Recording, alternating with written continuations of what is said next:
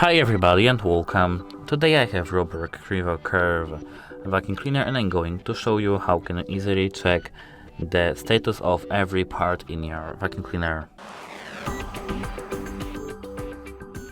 At first we have to click on the three dots over here at the top right corner and click maintenance. Here, as you can see, we have filter, estimated 150 hours remaining, and the same with every other sensor. Normal, side brush 200 hours, 99%, 99%, 99%. If we click on it, pardon me, I'm a little ill. Here we have used 0 hours and remaining 99%. Our filter will clock over time, rinse it every 2 weeks, and replace it after approximately 150 hours. We can reset that if we replaced our filter. And the same is with main brush.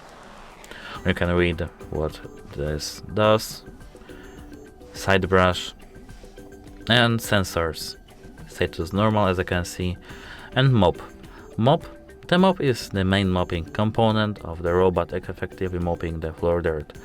As you can see, I don't have it mounted, but you will see your status over here. And that's it. Hope it helps you. Goodbye.